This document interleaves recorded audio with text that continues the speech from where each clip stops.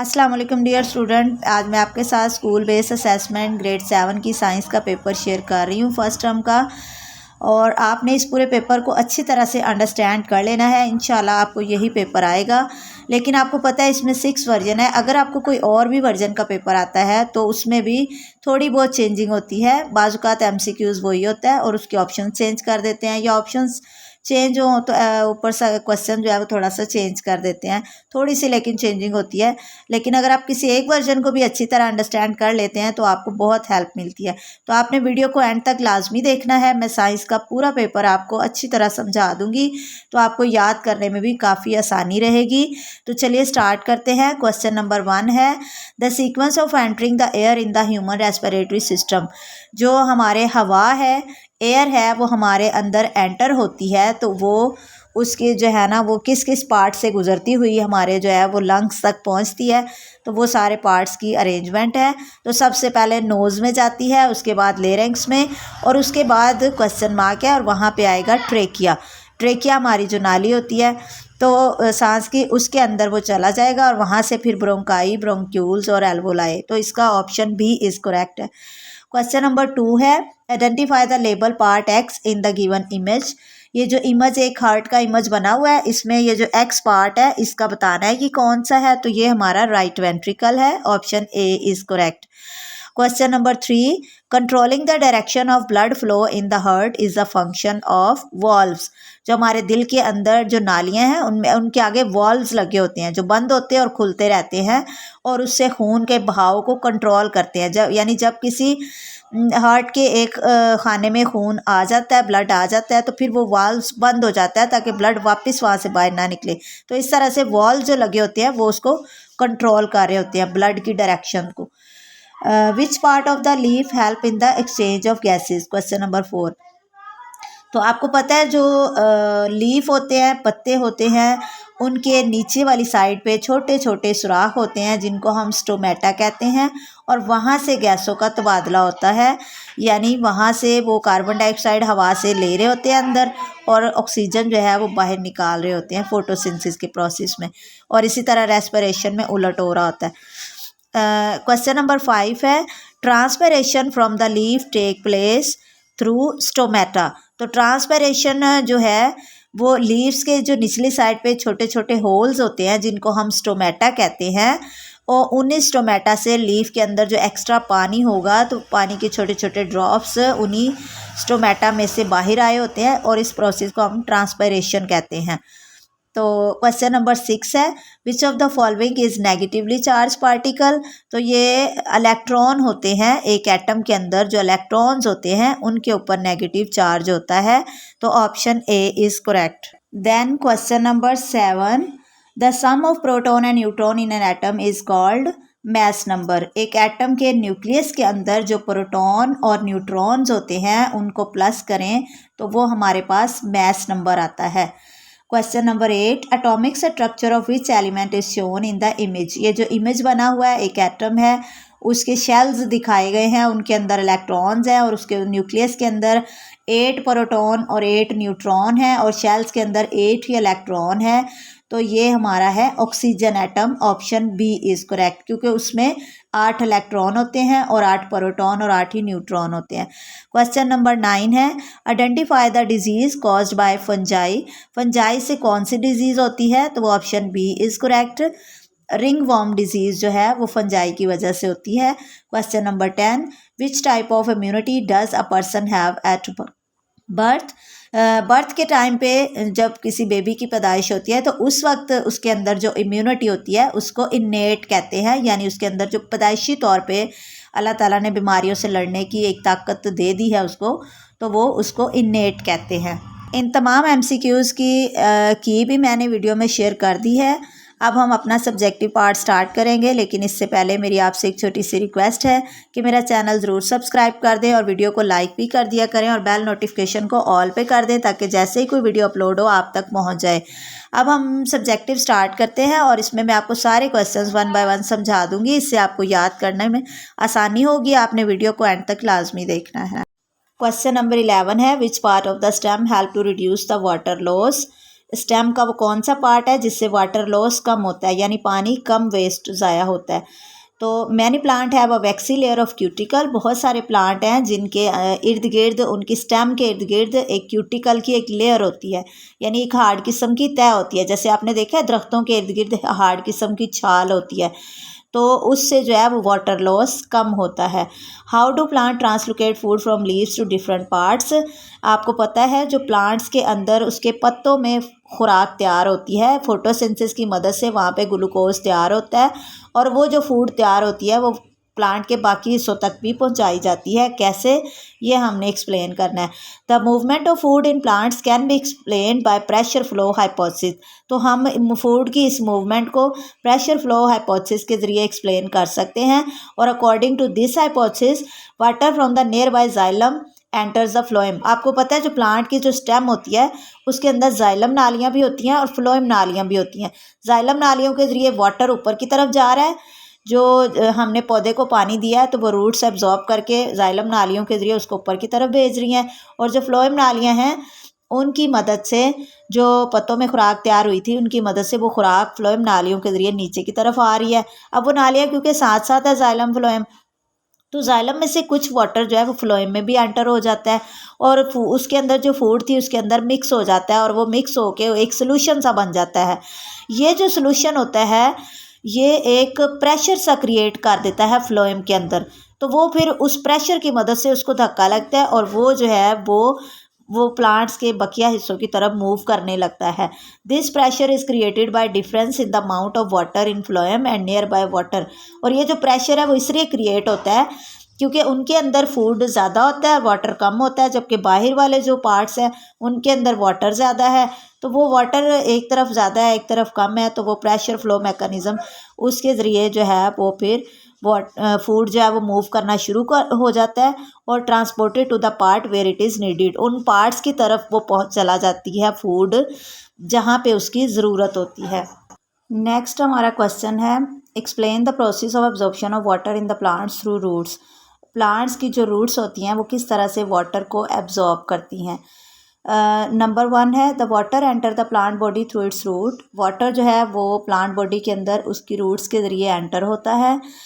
Number 2 there are 1000 of tiny root hairs on the each root. आपने देखा होगा root जो होती है प्लांट की जो जड़ होती है उसके इर्द गिर्द नीचे वाली साइड पे बारीक बारीक रूट्स होती हैं जिनको हम रूट हेयर्स कहते हैं, तो बहुत सारे होते हैं।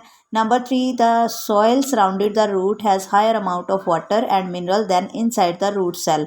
अब आपको पता है अगर हमने एक प्लांट को पानी दिया है तो वो रूट्स के इर्द गिर्द बाहर जो सॉइल है मट्टी है उसके अंदर पानी बहुत ज़्यादा है लेकिन रूट्स के अंदर कम है, और इसी तरह मिनरल्स भी बाहर ज़्यादा है रूट के अंदर कम है।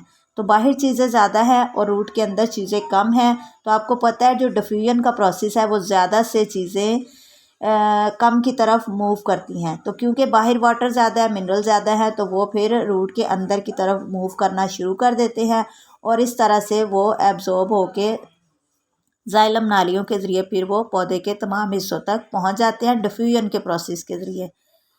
Next question is what do you mean by mass number, write down it's symbol and formula. Mass number क्या होता है और इसकी सिंबल और इसका फार्मूला।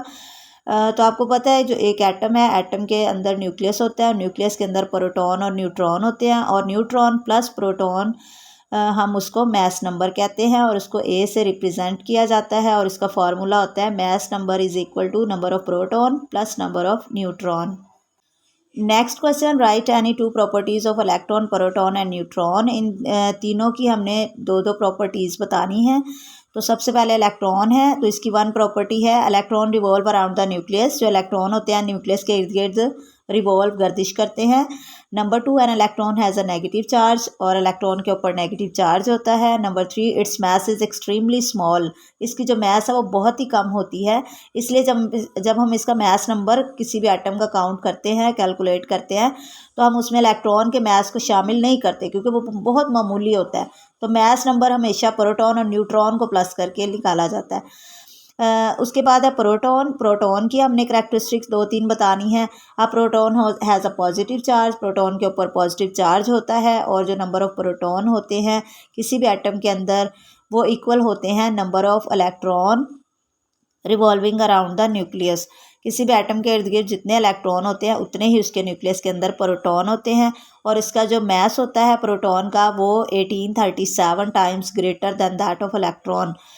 इलेक्ट्रॉन के मास से 1837 गुना ज़्यादा होता है। Neutron has no charge, neutron के ऊपर कोई चार्ज नहीं होता, इसीलिए इसको न्यूट्रॉन कहा जाता है, यानी न्यूट्रल से।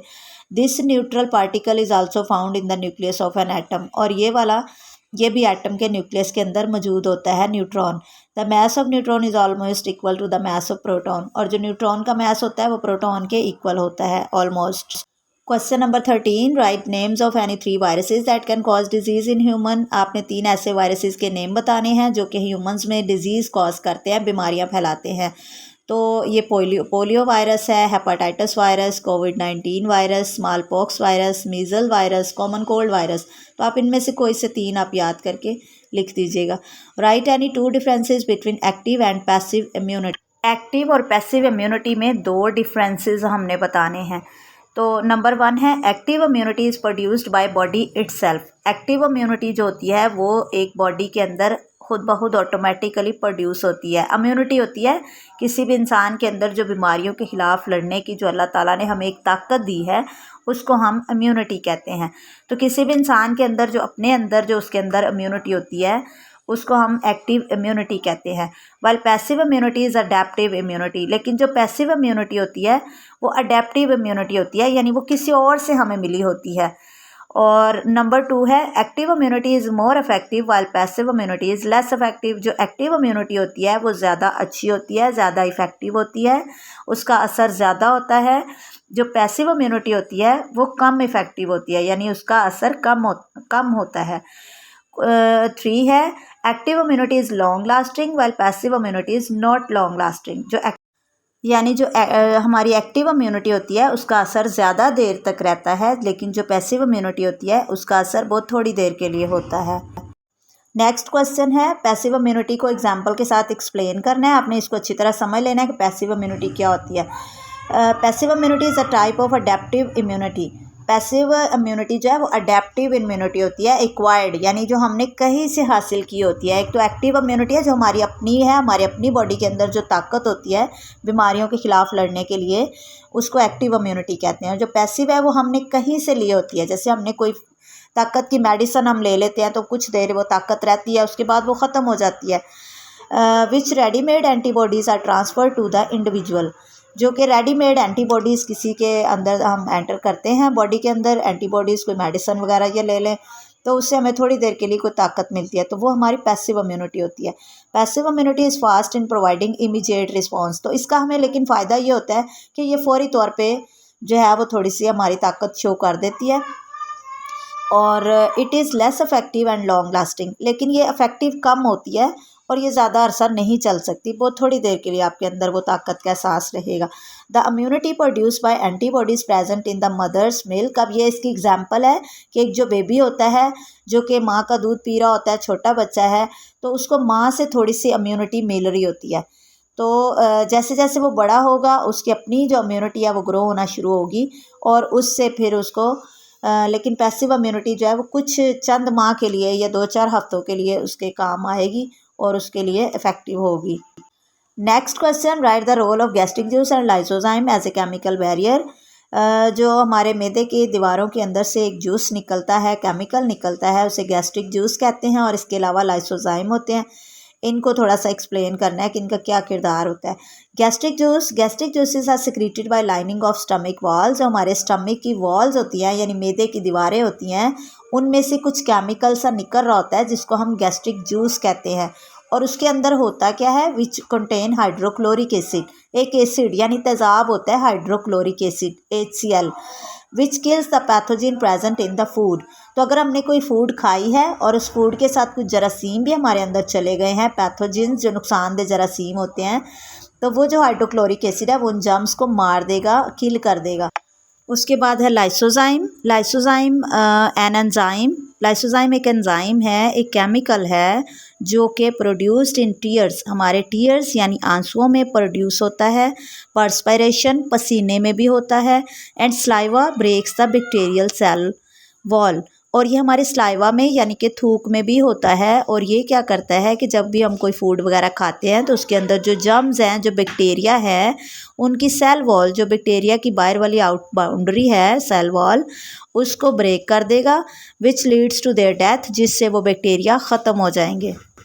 Okay dear student, best of luck for your paper. मिलते हैं नेक्स्ट वीडियो में, तब तक के लिए अल्लाह हाफिज़।